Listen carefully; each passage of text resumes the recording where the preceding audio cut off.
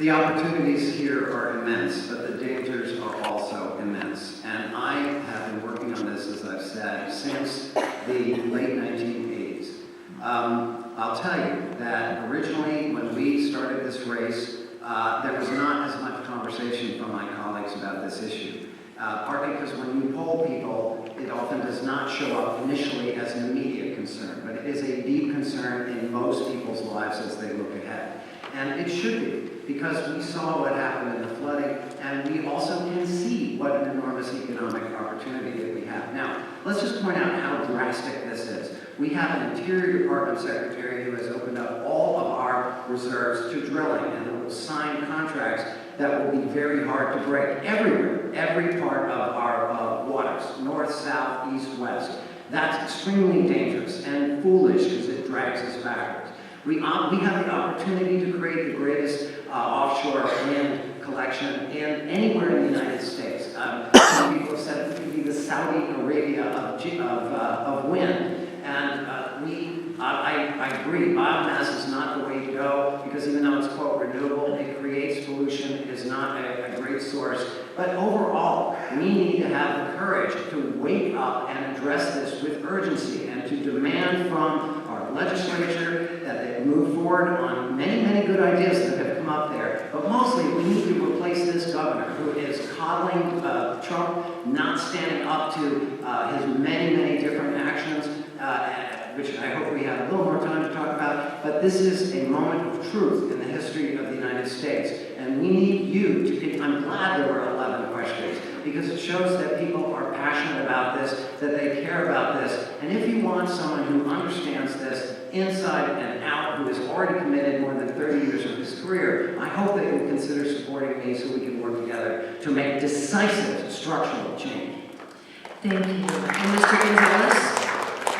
Yes on offshore wind as aggressively as we can. No on biomass for the reasons stated. I think part of the question was oil drilling off of our coast, which our president has just opened up the possibility of. I don't think we've heard a peep from Governor Baker on this. I haven't read anything. We should be fighting vociferously against this. I think Senator Markey has been speaking up against this, thankfully. But that is exactly the wrong direction, just like everything else President Trump is doing in this area, pulling back from our moving full speed ahead under President Obama to actually do something about climate change. And this is yet another area where we really need to look at the difference between what Governor Baker says and what he does. You know, he got a lot of credit for criticizing President Trump for pulling out of the Paris Accord, the climate agreement, the international climate agreement. But right here at home, he doesn't say anything about President Trump's repeal of all these regulations that President Obama put in place. He doesn't say anything about the possibility of offshore oil drilling happening off of our coast and coasts up and down the United States of America. He is slow-walking the transition to renewable energy sources. He's appointing people who are in the fossil fuel industry to oversee all of this.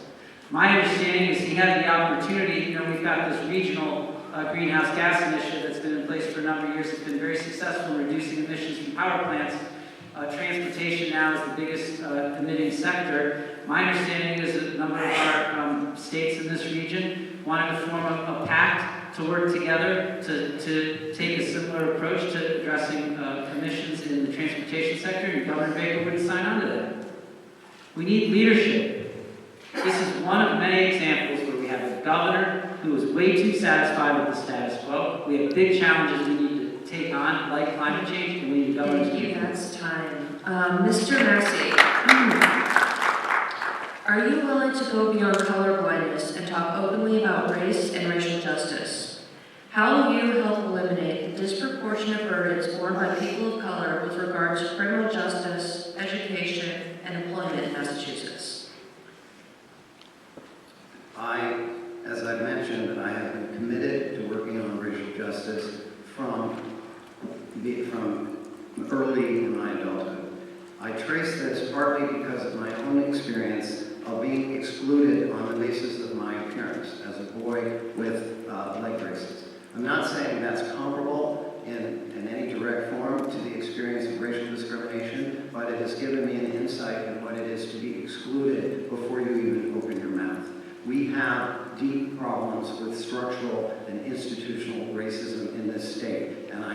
talking about that. I have been fighting for that for a very long time. One of the things that I would do as governor, governors have a wonderful opportunity to put the spotlight on core problems. I would invite us to spend a month as a state through our local institutions, our religious institutions, our community institutions, to have conversations about race and to bring those questions to the front and not be afraid to talk about this legacy of injustice and the continued barriers that people have to opportunity. So this is a core question, and I just want to use this moment. There's some other related issues. We also need to tackle issues that face women and gender pay equity. I'm sorry that question hasn't come up, but I have also worked on that question. There are many forms of exclusion. So working on questions related to many excluded communities, that's something a governor must do. The elite can take care of itself. They have plenty of money and they know what to do to pursue their own interests. A governor should be standing up for working people, for families,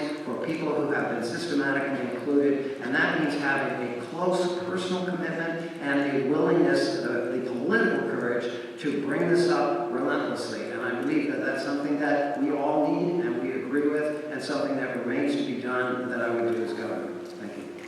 Thank you. Mr. Lyon? Look, you know, I mentioned I'm a third-generation combat veteran.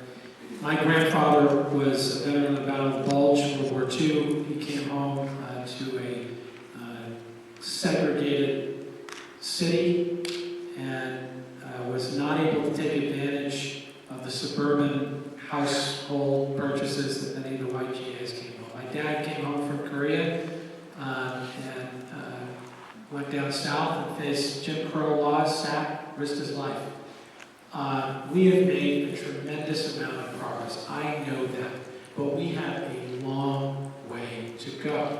We know there are inequities. We know that the criminal justice system is in many ways unequal. We know that the housing system and transportation systems we have are very unequal. And we know that access to higher paying jobs are unequal. I will set specific metrics within these areas, as well as healthcare, to make sure we are making progress, and I will make them transparent to all of you over the course of my years as governor of this state, so that we're meeting those. But more importantly, or in addition to those metrics, one of the quick stories I want to share with you. I was in Wichita, Massachusetts. Everyone know Wichita? Yep.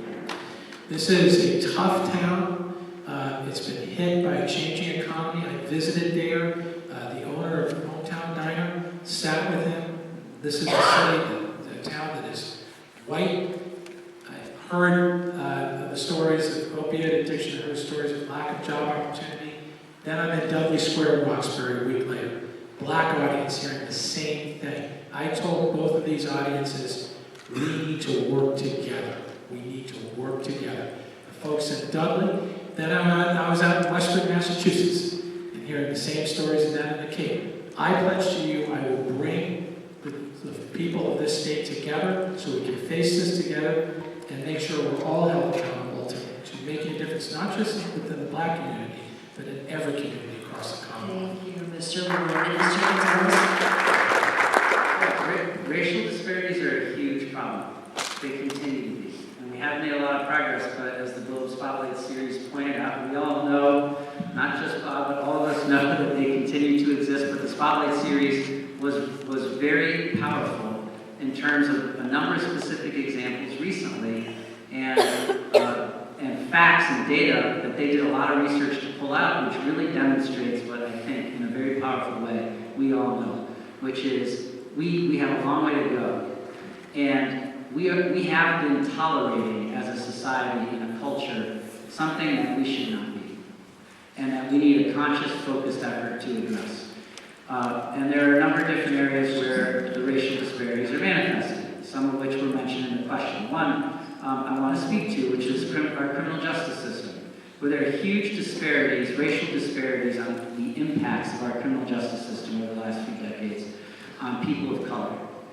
And we literally have been tearing communities apart as a result. We need a criminal justice system, in my view, that is focused much more on addressing the underlying causes of crime, mental health treatment, addiction treatment, access to jobs, access to a good education, addressing poverty and the poor issues that result in motivating people to commit crimes and to go to crime. We need to be investing much more in diversionary programs. We need to be investing much more in programming for people who are in jail so they're successful when they get out. We need to eliminate all mandatory minimum sentences except for murder. I think we need to reform our system of fees and fines. I proposed eliminating cash bail. I saw that Governor Cuomo in New York just followed my lead yesterday. So there's a lot we need to do to stop jailing people just because they're poor and give people the opportunities to not end up in the criminal justice system in the first place and to be successful when they get out. We're jailing way too many for way too long, too high a cost. Thank you.